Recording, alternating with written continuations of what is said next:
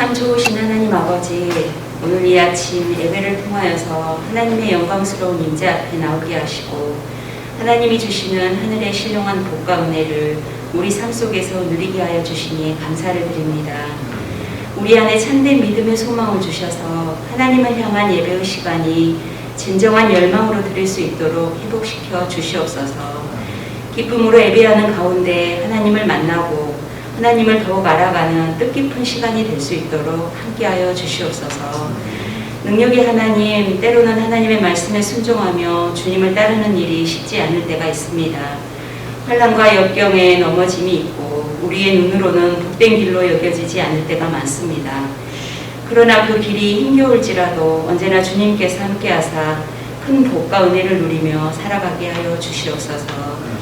주님과 동행하는 길이 복된 길임을 알며 믿음의 눈으로 바라보고 한 걸음 한 걸음 내디딜 때마다 큰 능력 주사 앞길을 힘있게 걸어나갈 수 있도록 인도하여 주시옵소서. 말씀으로 인도하시는 하나님, 믿음의 여정을 나아갈 때에 하나님의 말씀을 붙잡고 내딛는 걸음마다, 지나가는 곳마다 주님을 예배하고 주님의 이름을 드높이게 하는 믿음의 여정이 되게 하여 주시옵소서. 그리하여 저희를 통하여 많은 이들이 일어나고 하나님의 복과 은혜를 경험하고 누리게 하여 주시옵소서. 이 시간 주님의 말씀을 담임 목사님 통하여 듣습니다. 성령으로 기름 부어주셔서 말씀 전하는데 공고치 않도록 붙들어 주시고 듣는 이에게는 풍성한 은혜로 듣는 귀와 듣는 마음을 열어주셔서 주님과 함께하는 시간을 가질 수 있도록 인도하여 주옵소서. 오늘도 주님이 베풀어 주신 은혜에 감사하며 믿음의 고백의 시간이 될 수 있도록 인도하여 주사 이 땅에 하나님 나라를 선포하는 도구가 되게 하셔서 우리가 살아가는 세상 속에서 하나님 나라를 삶으로 증거하는 통로로 쓰임받게 하여 주시옵소서. 그래서 주님의 선하심과 인자하심으로 함께하여 주셔서 주님과 동행하며 살아갈 때에 삶의 자리자리마다 살아계시고 역사하시는 하나님의 능력으로 다스려 주시옵소서. 우리 주 예수 그리스도의 이름으로 기도합니다. 아멘.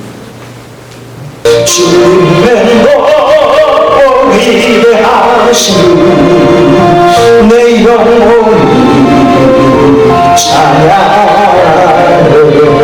주님의 너를 위하시는 내 영혼이 찬양해.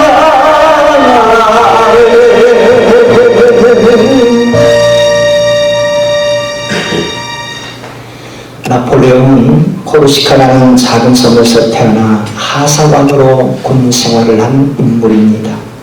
그는 프랑스의 황제가 되어서 전 세계를 정복할 정도로 성공을 거둔 입지전적인 인물이었죠.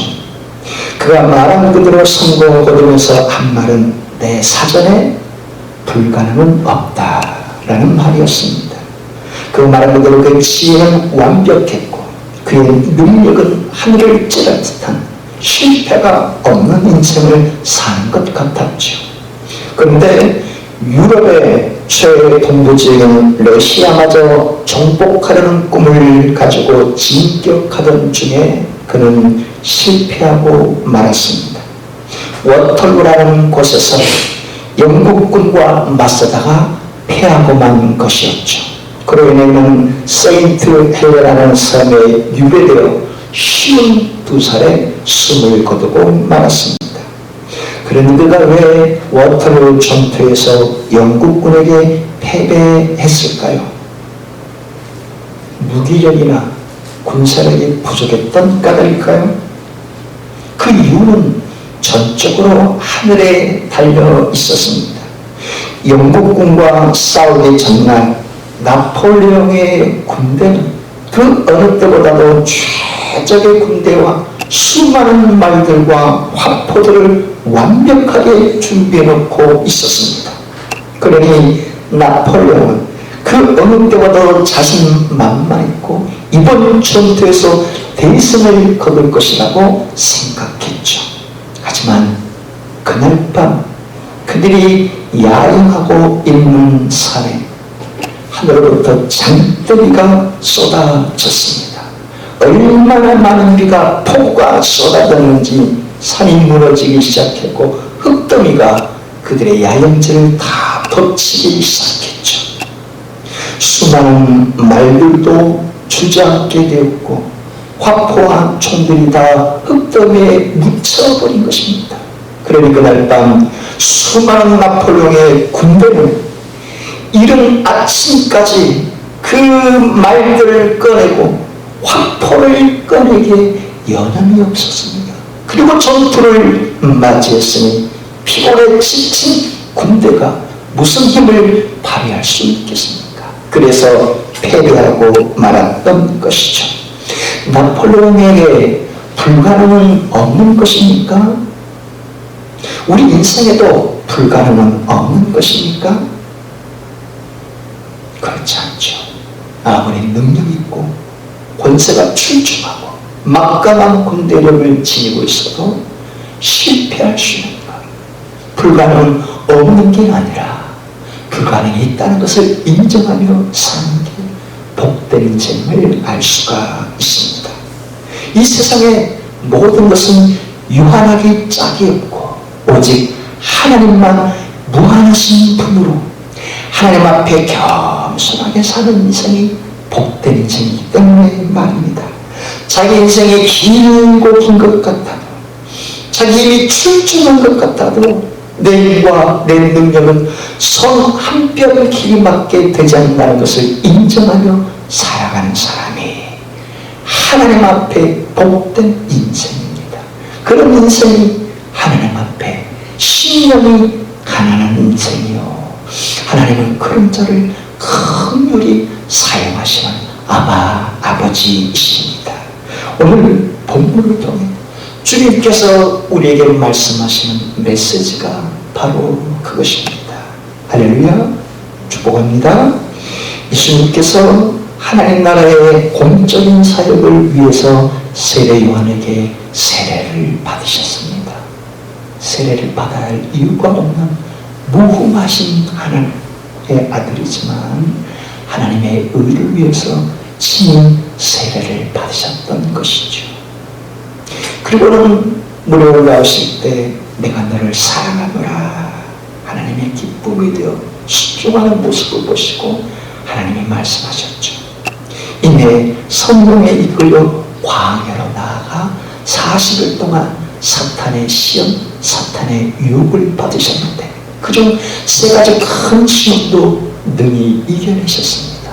왜냐하면 예수님은 당신의 정체성을 잃지 않으셨고 자신에게 주어진 신비로운 하나님의 능력을 개인의 욕망을 위해 사용하는 게 아니라 하나님 나라의 공적인 사역을 위해 사용해야 한다는 사실을 잊지 않았기 때문이요, 진정한 영광이란 십자가의 죽으심과 부활을 통한 영광임을 아셨기 때문입니다. 나 자신의 정체성을 늘 지키는 것, 내가 공적인 일을 위해 행할 때 내 사역을 채우지 않는 것, 진정한 영광은, 이 땅에서의 영광은 화무 11원, 권불 10년이요 진정한 영광은 영원한 하나님 나라의 영광임을 우리도 내다보며 살아야 하는 것이죠. 그리고 예수님께서 이제 갈릴리에 오셔서 제자들을 부르시고 삼으셨고 그때 수많은 병든 자들, 간질병을 앓는 자들, 문둥병을 앓는 자들, 각색병든 자들을 다 치유해 주시고 심지어 귀신 들린 자마다 다 내쫓아 주셨습니다. 그리고 이제 예수님께서 다 고치시고 치유해 주시고 산에 올라가 앉으시는데 제자들이 나왔죠. 지난 시간 우리가 살펴본 말씀이 그것이었습니다. 왜 예수님께서 산에 올라가신 장면에 초점을 맞추고 있는가, 왜 그때 제자들이 나오셨는가 하는 것 말입니다. 예수님께 떠오르신 산이 어떤 산인가, 어떤 언덕인가, 그게 중요한 게 아니라고 했죠. 왜 산에 오르신 장면과 제자들이 나온 장면을 우리에게 비춰준가? 그것은 모세와 이스라엘 백성들을 대표한 장로들이 시내산에 올라갔을 때 하나님이 말씀을 주신 것과 같은 장면을 연상케 하는 것이라고 했습니다. 애굽에서 400년 동안 노예로 살아가던 이스라엘 백성들, 그들을 위해 하나님께서 6월절 어린 양의 피를 눈설조와 좌우 임방에 바르게 하셔서 그들의 죽음을 넘어가셨습니다. 애굽 전역에는 초태생의 짐승들과 모든 집안의 장자들을 다 치신 죽음의 통곡이 들끓는 그런 상황에 드디어 이스라엘 백성들은 그 애굽 땅에서 해방을 맞이해 나아가게 되는 그 은혜를 하나님께서 베풀어 주셨죠. 그리고 홍해 앞에서는 폭 32km의 홍해를 하나님께서 갈라주시는 하나님이 바다의 주관자임을 일깨워 주셨습니다. 그리고 수렵 공을 지나 마라의 쓴물을 하나님은 또 단물로 바꿔주시고, 신광야에 당도했을 때는 하늘에서 메추라기와 만나 일용할 양식을 공급해 주셨죠. 그리고 물이 없어 갈증을 느낄 때는 반석을 쳐서 생수를 공급해 주시는 하나님이셨습니다. 애굽에서 6개월 동안 하나님의 살아계심을 다 목격한 이스라엘 백성들이었고, 바다의 주관자가 하나님이심을 목격했고, 하늘의 주관자가 하나님이심을 바라보았고, 이 땅의 주관자도 하나님이심을 그들하고 낱낱이 알게 해주신 사건들이었죠. 그리고 50일째 된 날 드디어 모세와 이스라엘 백성들을 모두 대표한 장로들을 그 산에 불러 짐승의 피를 잡아 절반은 하나님의 제단에 뿌리고 절반은 백성들에게 뿌리면서 언약식을 제기했습니다. 얘네들아, 내가 너희 앞에 살아있는 하나님이지 않더냐? 너희들이 지난 수개월 동안 목격하지 않았느냐? 애굽에 6개월 동안 10가지 재앙을 할 때 누가 감히 나를 흉내내? 그런 애굽의 신들이 있었더냐? 내가 홍해를 갈 때 나를 흉내낸 신이 있었더냐? 내가 비하늘의 만나와 메추라기를 내릴 때 누가 그것을 막아선 신이 있었더냐? 내가 반석을 쳐서 생수를 공급해 하실 때 그 흉내낸 신들이 있었더냐? 나 여호와가 너희들 앞에 전능한 하나님이지 않더냐? 그런 나를 이제부터는 아버지로 삼고 내가 너희들의 영적인 아버지가 되어 너희를 친히 보살펴 줄 것이다. 그때 시내산에서 쌍방간의 언약식을 체결했고, 모세를 통해 이제는 애굽의 방식을 쫓지 말고, 그렇다고 가나안 땅을 점령해 살 때 가나안의 문화와 가나안의 우상들을 쫓지 말고 내 자녀답게 내 율례와 법들을 쫓아 하나님의 말씀에 순종하여 사는 내 백성이 되도록 해라 하는 차원에서 십계명을 비롯한 너희에게 율례와 법도의 말씀을 주신 것이었죠. 하나님의 자녀답게 살도록, 하나님의 제자답게 살도록, 바로 그 장면을 우리에게 연상시켜주기 위해서 예수님이 산에 오르셨다, 그리고 제자들이 나왔다 라는 것을 기억하고 있는 것이죠. 물론 제자들이 나왔을 때 어중이들이 나왔겠습니까? 제자들이 예수님께 나왔을 때 그 제자들 중에는 이름만 올린 제자들도 있었을 것이요, 입만 무성한, 말만 무성한 제자들도 있었을 것이요, 더욱이 자기의 유리함과 불리함을 따져가는 오염된 제자들도 있었겠죠. 그러나 그 중에는 12명의 제자들처럼 자발적으로 주님의 기쁨이 되어 살겠다는 제자들도 나왔던 것입니다.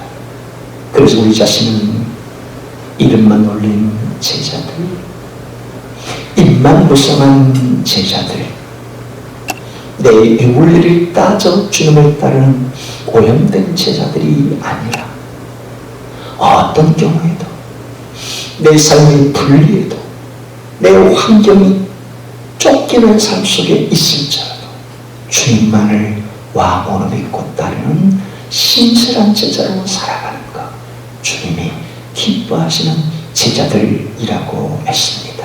오늘 본문은 그 이후의 말씀을 정리했는데 3절, 이 팔복에 관한 첫 번째 포문을 여는 말씀인데 3절 말씀만 다시 한번 같이 읽겠습니다. 아멘. 심령이 가난한 자는 복이 있나니 천국이 그들의 것이며. 제자들이 다 몰려올 때 첫 번째 한 말씀, 바꿔 말하면 나머지 7개의 말씀도 이 첫 번째와 다 연관되어 있다는 것을 우리는 알 수 있는 거 아닙니까? 심령이 가난한 자는 복이 있나니 천국에 그들의 것이며. 헬라어 원문을 직역하면 이렇습니다. 복되도다 심령이 가난한 자들은, 왜냐하면 천국이 그들에게 있기 때문이다 라는 말씀이죠. 우리말 성경과 다른 차이점이 무엇입니까? 헬라어 원문은 축복의 선언, 복되도다, 선언을 먼저 하고, 심령이 가난한 자들은 축복의 대상이 되는 사람들이 그 다음에 나오고, 마지막으로 축복의 내용, 천국이 그들에게 있기 때문이다 라는 말씀이 나옵니다.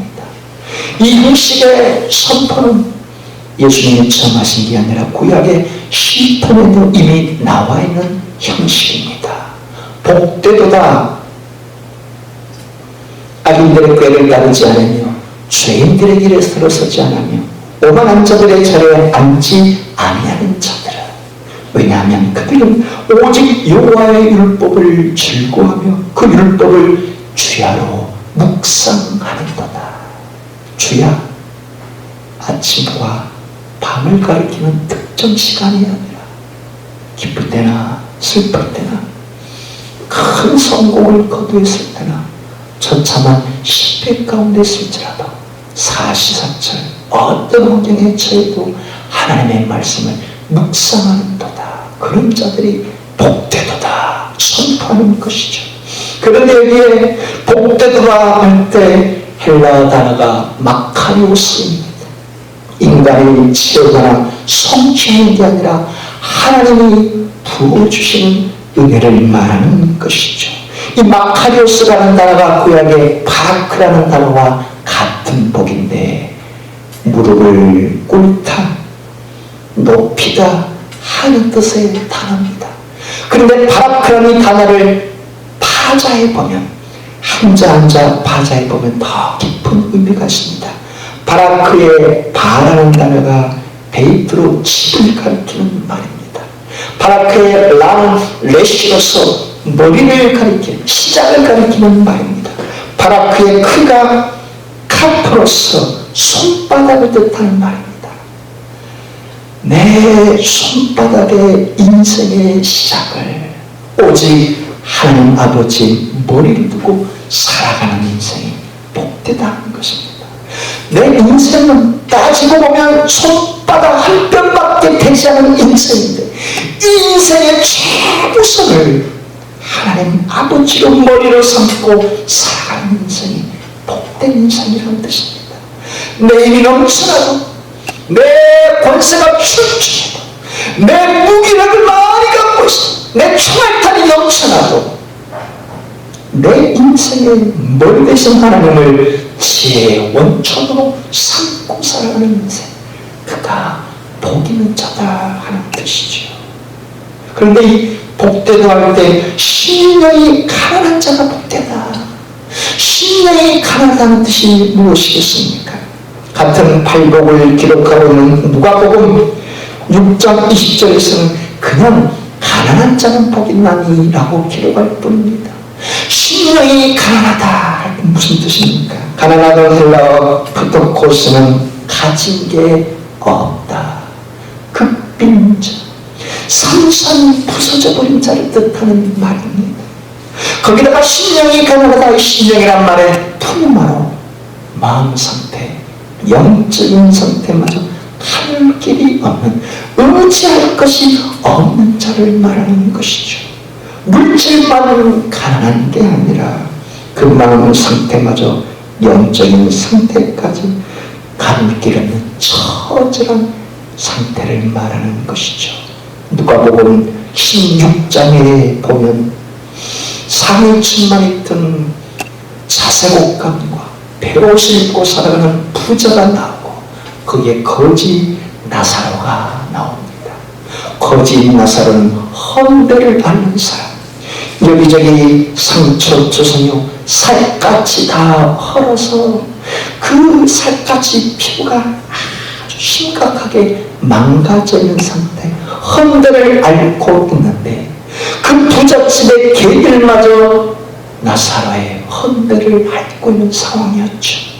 두 사람은 죽었고 부자는 지옥에 갔고 나사로는 천국에 갔습니다. 왜 부자가 지옥에 갔습니까? 부자로 살았기 때문입니까? 나사로가 천국에 간 것은 가난했기 때문입니까? 그렇지 않죠.